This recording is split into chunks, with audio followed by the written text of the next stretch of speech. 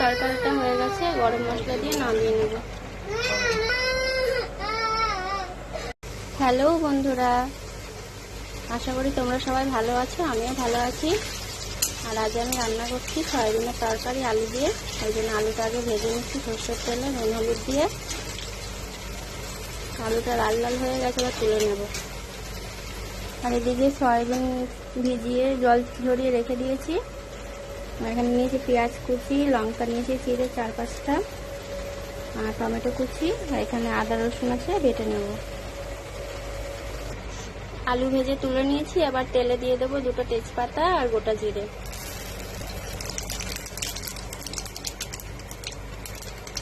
এবার দেব কুচানো পেঁয়াজ।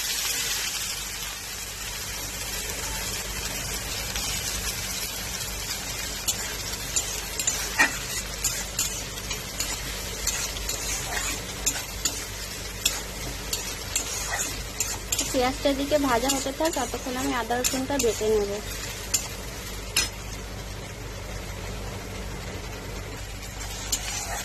পেঁয়াজটা লাল লাল করে ভাজা হয়ে গেছে, এবার দেবো আদা রসুন বাটা।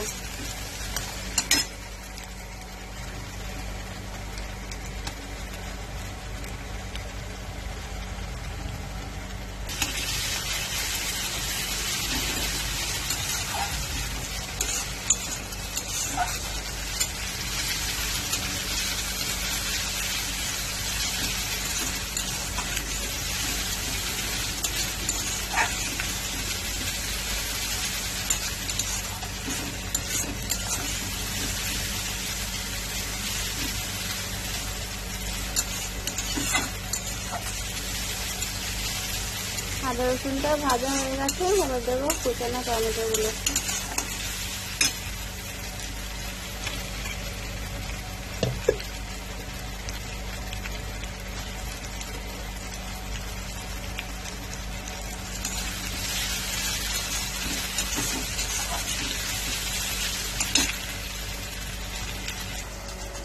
আর এখানে গুঁড়ো মশলা নিয়েছি, হলুদ গুঁড়ো 1 চামচ, জিরে গুঁড়ো 1 চামচ, আর লঙ্কার গুঁড়ো 1 চামচ।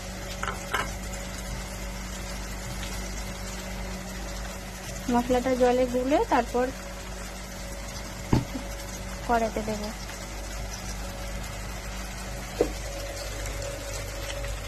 গুঁড়ো মশলাটা গুলে নিয়েছি, এবারে দিয়ে দেবো।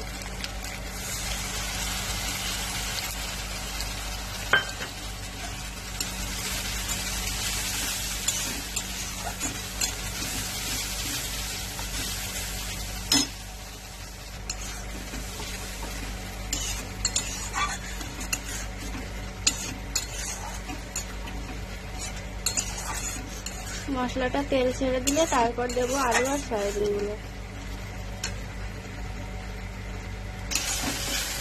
মশলাটা কষানো হয়ে গেছে, তেল ছেড়ে দিয়েছি, এবার দেবো আলু সয়াবিন।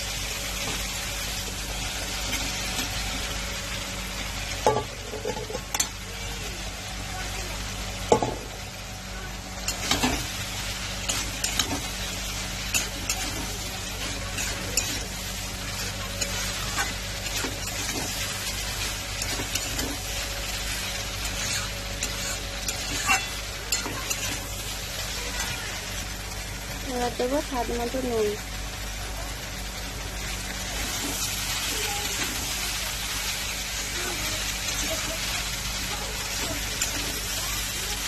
আর এই সয়াবিনের তরকারিটা যদি বাটা মশলা দিয়ে করা যায়, মানে জিরে বাটা, লঙ্কা বাটা, শুকনো লঙ্কা বাটা, তাহলে আরও বেশি ভালো খেতে লাগে।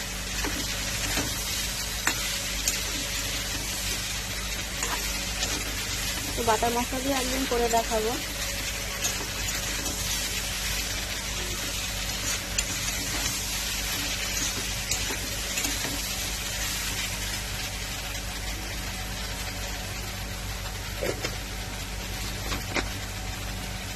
আর আমি বেশিরভাগ সবসময় শুকনো লঙ্কা বাটা করেই রান্নাটা করি, কিন্তু মিক্সির বাটিটা খারাপ হয়ে গেছে, এখনো ঠিক করা হয়নি। তো তার জন্য শিলে লঙ্কাটা বাটলাম না, ভীষণ হাত জ্বালা করে আমার, ওই জন্য জিরে লঙ্কা দিলাম।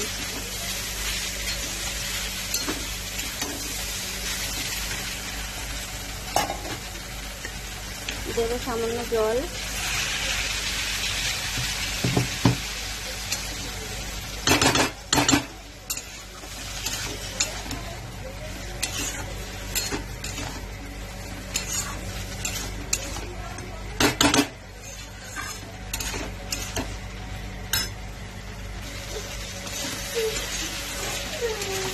সয়াবিনটা কষানো হয়ে গেছে, এবার দেবো অল্প জল।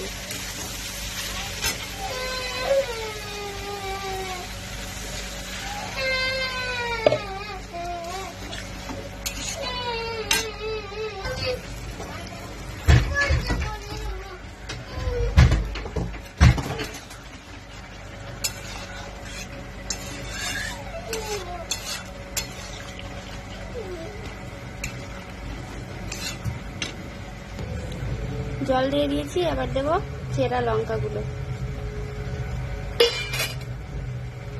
কাঁচা লঙ্কাটা লাস্টে দিচ্ছি, বেশি ঝালও হবে না আর সুন্দর গন্ধও হবে।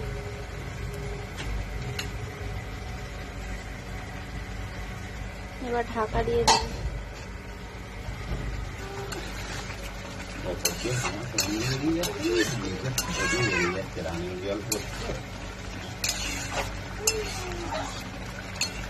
জল আছে, এখন জলটা কখন চলে গেছে।